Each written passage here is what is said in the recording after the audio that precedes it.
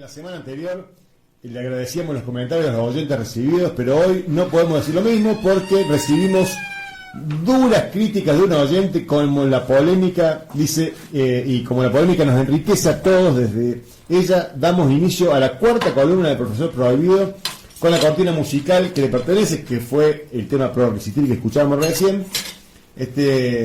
Así que bueno, la semana pasada, profe, terminaste diciendo que hoy ibas a desarrollar tu teoría de la duda, que también se explica desde el movimiento zapatista al decir caminando preguntamos.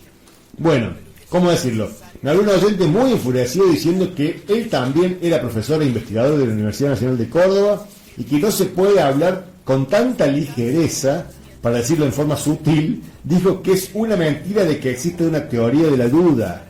El desarrollo de una teoría requiere una metodología de investigación que lleva años de esfuerzo académico y además, si ella existiera, todo el mundo ya estaría hablando de la misma. El ámbito en que se deben debatir las teorías, dijo este oyente, es en el ambiente científico y académico, y no desde la difusión radial, ni mucho menos desde una frecuencia modulada de alguien que se identifique como profesor prohibido. Sé que no es la mejor forma de recibirte, pero bueno, Miguel, ¿qué tiene el profesor prohibido para responder? Antes que nada, mi saludo a todos los oyentes que semana a semana vienen escuchando esta columna.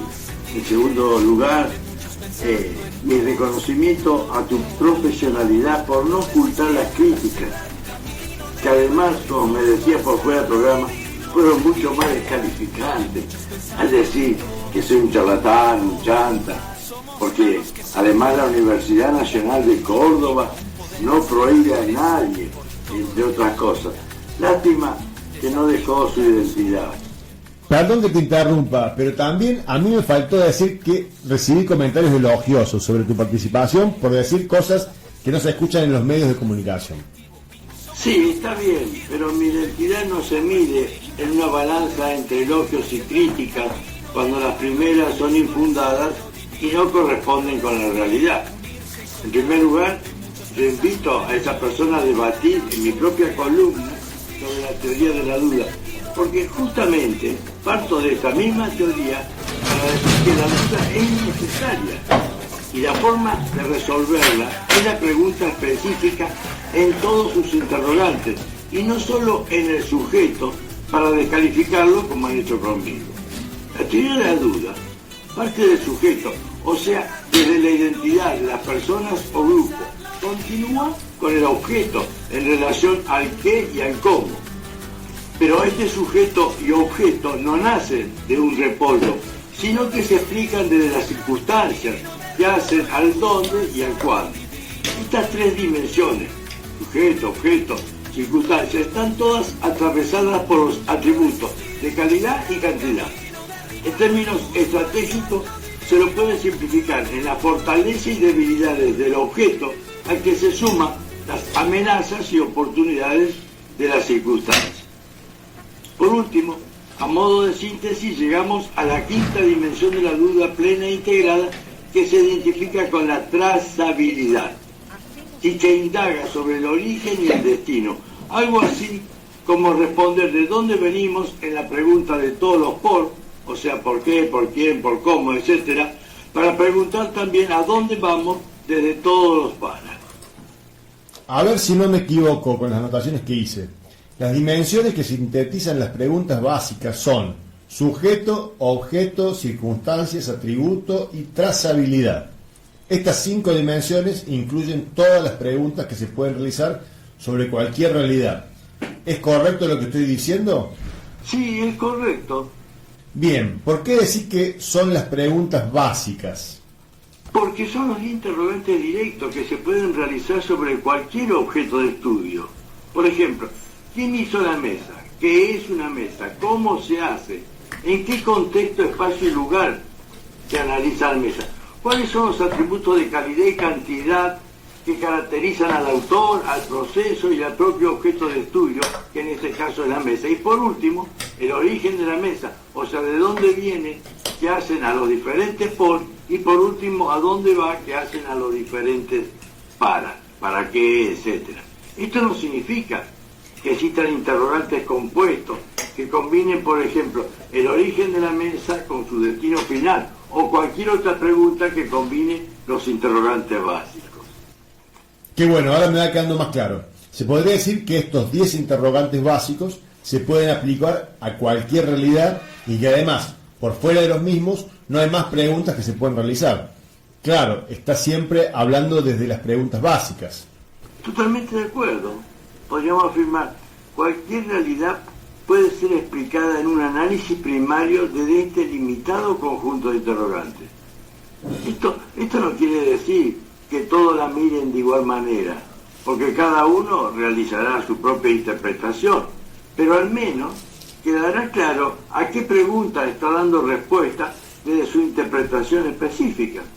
Qué interesante lo que estás diciendo, porque yo me he dado cuenta que muchos debates y discusiones se generan porque en realidad están respondiendo a distintas preguntas. Por ejemplo, uno está hablando de qué es el peronismo y el otro de cómo se construyó. Y al ver la teoría de la duda, uno ya puede predecir que nunca se pondrán de acuerdo porque están hablando de preguntas diferentes.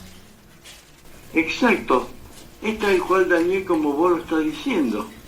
Pero como no tenemos asumido un pensar desde la duda plena e integrada, creemos que este error es de las personas que lo cometen y no de un sistema que nos ha formateado en una cultura contestataria.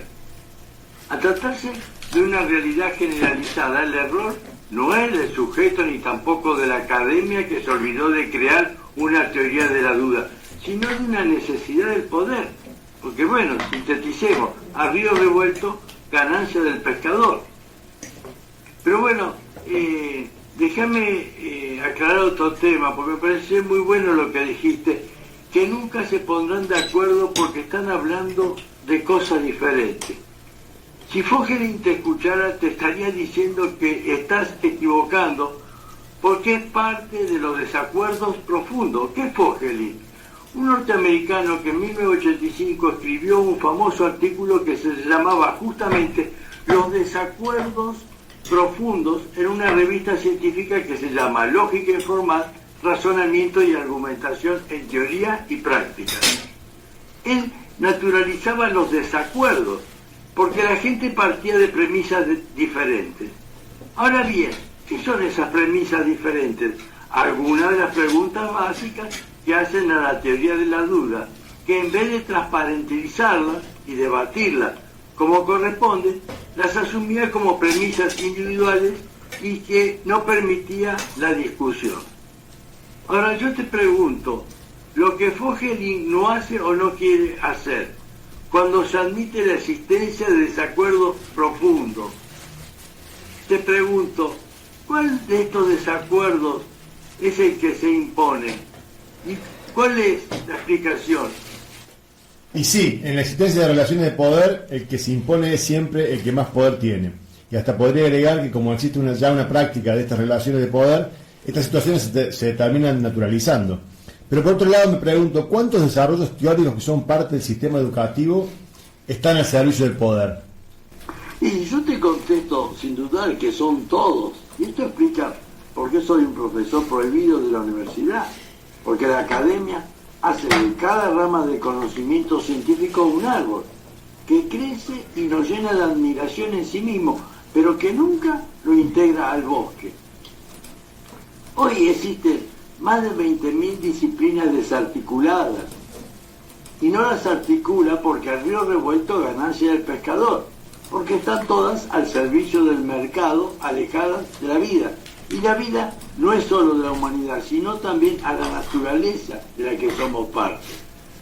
Por otro lado, también corresponde decir que con el poder inverso no desaparecen los desacuerdos, pero nunca son profundos, porque al ser un poder de muchos pensando en todos y en todo, desaparecen los intereses individuales y sectoriales y se prioriza la lógica y la razón al servicio de la humanidad.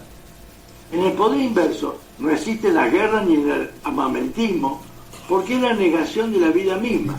Por el contrario, los desacuerdos profundos de Fogelin sirven para explicar una guerra y tantas otras atrocidades. Pero bueno, Tampoco quiero dejar de responder al profesor desconocido, que lo invito a debatir una vez más y decirle que la teoría de la duda no es ninguna improvisación, porque hace más de 10 años que yo vengo trabajando en el tema, y no es casualidad que mi primer video subido al canal de Profesor Prohibido en YouTube se llama La primera carta a la niña pregunta transformada en comodín, que cualquiera la puede ver.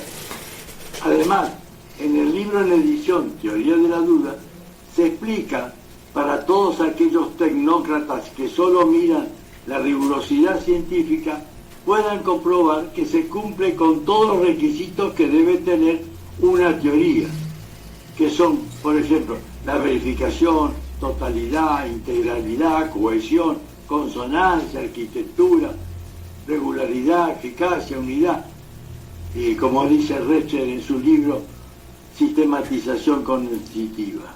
Qué interesante que es dialogar con vos, profe, porque al estar desestructurado comenzamos hablando del lenguaje y sin darnos cuenta terminamos hablando de la teoría de la duda, y en ella aparece de nuevo el tema del lenguaje con las nuevas palabras como el poder inverso. Sí, la cultura contestataria te encasilla en temas y te termina encerrando y construyendo muros. En cambio nosotros decimos como David Bohm, el mundo es de una sola pieza, y las clasificaciones no son para desguazar el mundo, sino para profundizar su análisis. En la próxima semana, si te parece, deberíamos analizar a Descartes cuando dijo: divide todo cuantas veces sea posible. Y es más, también podríamos analizar los agujeros negros de la Real Academia Española sobre algunos interrogantes de las preguntas básicas que el poder se olvidó de poner en práctica. ¡Wow! Nueva sorpresa. O sea, que estás diciendo que la semana que viene analizaremos algunas preguntas básicas que la cultura contestataria las ha dejado sin efecto.